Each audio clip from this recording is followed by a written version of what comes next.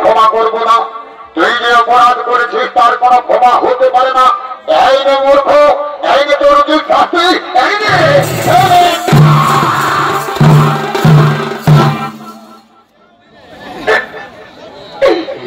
ভগবান কি আবার কোপালে দুর্দশা দিলে থাকো। রাজকুমারী, তোমাকে ভালোবেসে আমার কি দুর্দশা হলো। আজ তুমি আনন্দে রয়েছো রাজঅন্তপুরে পালঙ্কের উপরে, আর তোমাকে ভালোবেসে আমি অন্ধকারে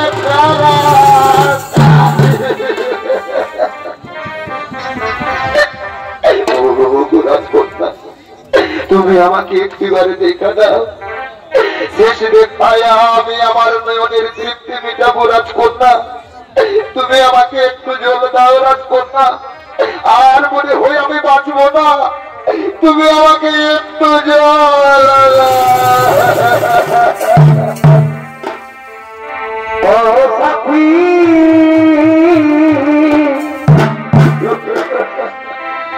একবারে দেখে যায় কত সুখে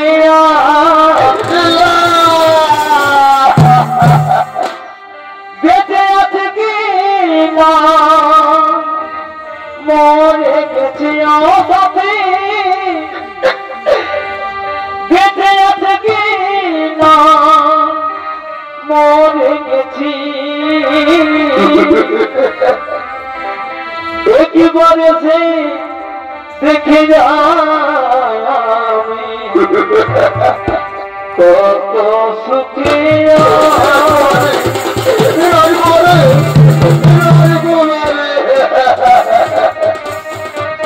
তুমি কোথায় রাজকুমারী? তুমি একটিবার আমাকে দেখা দাও রাজকন্যা, তুমি একটিবার আমাকে দেখা দাও।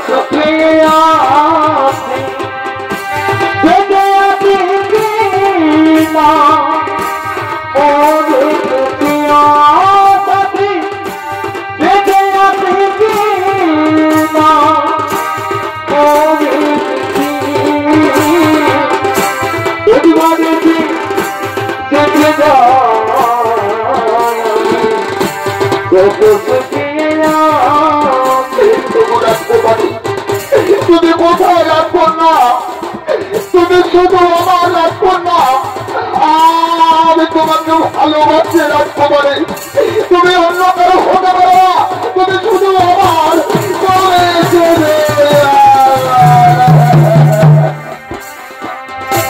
তুমি যে আমি যে তোমার, তুমি যে তোমায় আমি ভালোবাসি কেন বুঝো না প্রিয়। তুমি যে আমি যে তোমার,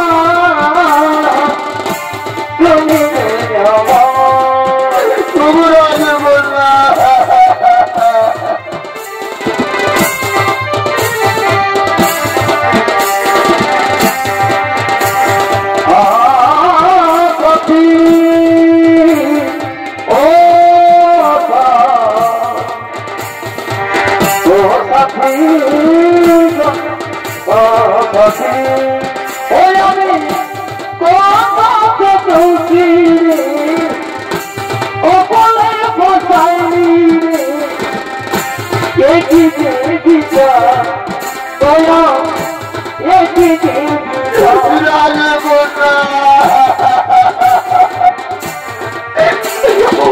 রাজকুমারী তুমি আনন্দে রয়েছ রাগে অন্তপুরে বালক বেরিয়ে পড়ো আর তোমাকে ভালোবেসে আমি অন্ধকারে কারাগারে অপপ্রাণ পেয়ে আসি তুমি শুধু আমি চাইলাম জানে অভবে পারে আমি চাইলাম জানে অভবে পারে এখন বাস করিও তব রে এখন বাস করিও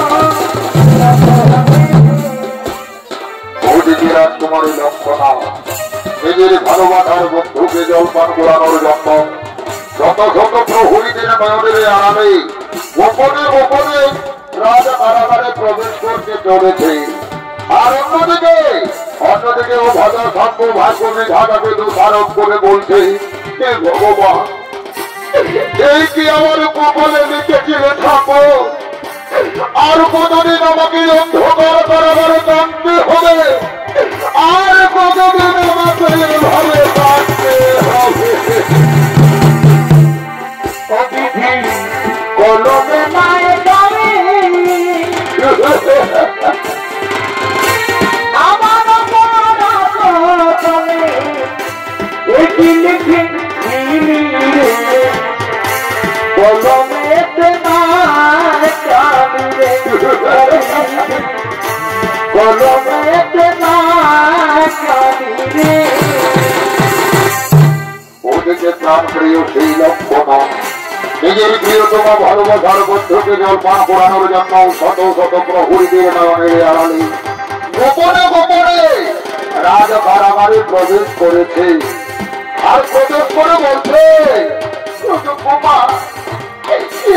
আমি তোমার জন্য এসেছি বন্ধু আমি তোমার জন্য এসেছো রাজকুমারী তুমি জন্যে এসেছো তুমি দাও আমাকে একটু জল দাও এই দাও বন্ধু দাও এই দাও এই দাও কুমার দাও এই দাও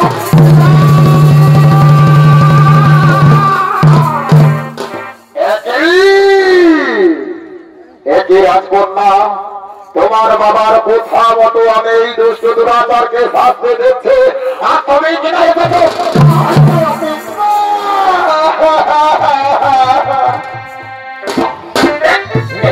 কি বন্ধু কি হতে কি হয়ে গেল কুমার কি হতে কি হয়ে গেল রাজকন্যা তুমি এখান থেকে চলে যাও নইলে এই দুষ্ট দুরাচারেরা তোমাকে মেরে মেরে তোমার শরীরকে জরাজীর্ণ করে দেবে রাজকুমারী তুমি এখান থেকে চলে যাও না কুমার না আমি তোমাকে এমন দুর্দশায় ফেলে রেখে যেতে পারবো না আমি যে তোমাকে ভালোবাসি বন্ধু আমি কেমন করে তোমাকে ছেড়ে যাবো না কুমার না আমি ছেড়ে যেতে পারবো না আমি ছেড়ে যেতে ওরে ভাই তোমরা লক্ষ্য করেছো ওই দেখো আমাদের রাজকুমারী রাজ কারাগারে তার প্রিয়তমা বন্ধুর সঙ্গে প্রেমের খেলাই মেতে উঠেছে এইরকম দৃশ্য যদি যুবরাজ দুর্যোধনে দেখে তাহলে আমাদেরকে জীবিত ছাড়বে না রে ভাই তাই বলে শোন এখন রাজকন্যাকে ধরে নিয়ে চলো না আগে অন্তপুরে এখন রাজকন্যাকে ধরে নিয়ে চলো না আগে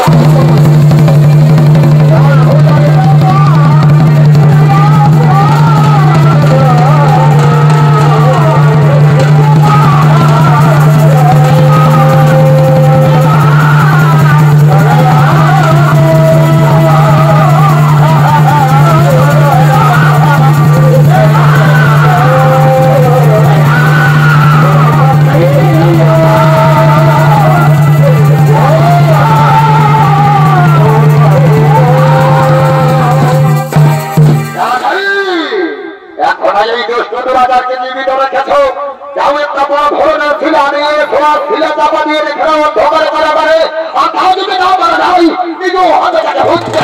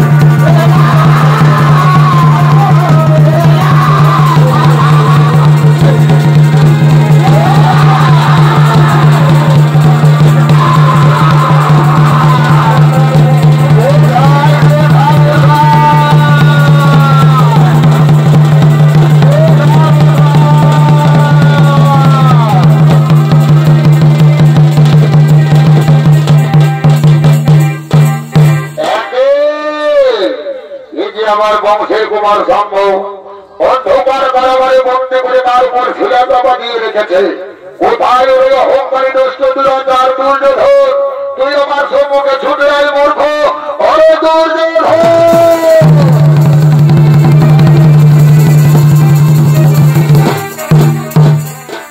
গুরুদেব কিবা হেতু আমার ভাবে চিৎকার করছেন, ওরে অহংকারী লম্বর দুর্যোধন, তুই বল আমার বংশের কুমার সাম্যকে কেন এমন ভাবে অন্ধকার কারাগারে শিলা চাপা দিয়ে রেখেছে? গুরুদেব গুরুদেব আপনি ওই হতভাগা লড়কার কথা বলছেন गुरुदेव।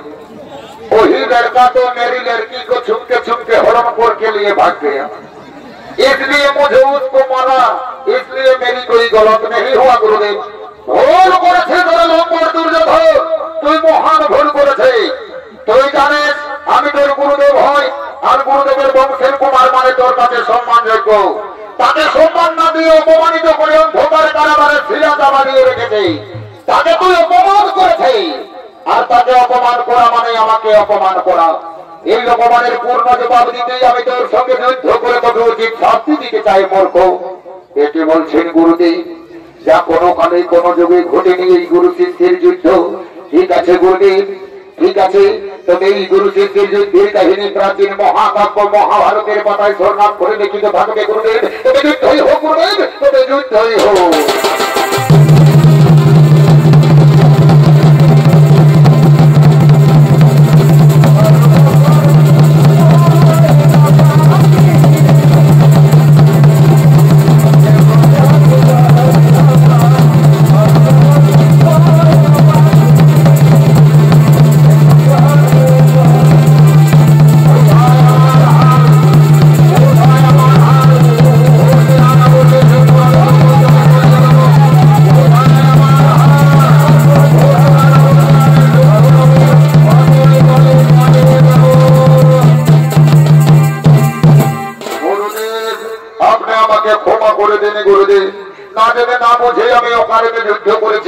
আপনি আমাকে ক্ষমা করে দিন। আমি তোর অহংকার বিনাশ করার জন্য তোর সঙ্গে করেছি যুদ্ধ, আমি তোকে ক্ষমা করে দিলাম। তবে যা আমার বংশের কুমার সাম্যকে তুই অন্ধকার কারাগার থেকে মুক্ত করে দে। ঠিক আছে গুরুদেব, তাই করছি গুরুদেব, আমি তাই করছি। এসো এসো কুমার, এসো, তোমাকে আমি সম্পূর্ণ ভাবে অন্ধকার কারাগার থেকে মুক্ত করে দিলাম। আজই হতে তোমার আর কোনো অপরাধ রইল না, আজই হতে তুমি সম্পূর্ণ অপরাধ মুক্ত হয়ে গেলে। তুমি ওঠো কুমার, তুমি ওঠো।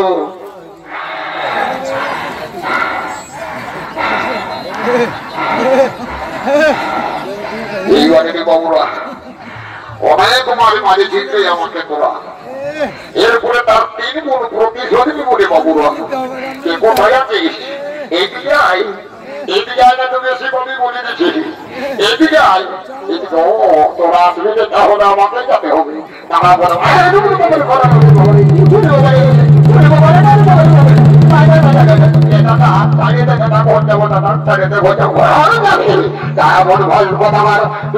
অনেক মার মানুষের দ্বারা হবে এই তো ভাগে কথা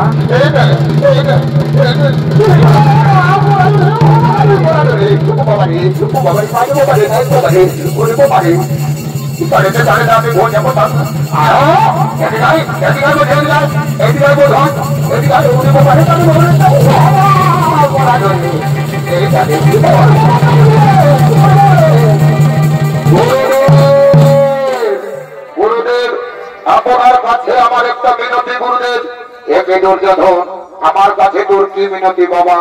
গুরুদেব আপনার বংশের কুমার যখন আমার নিজ কন্যা লক্ষণাকে চোরের মতো চুরি করে নিয়ে পালিয়েছে, সেই হেতু আমার কন্যাকে তার হাতে তুলে দিয়ে চিরদায়গ্রস্ত বাবা হতে মুক্তি পেতে চায়। বলুন এতে আপনার সিদ্ধান্ত কি?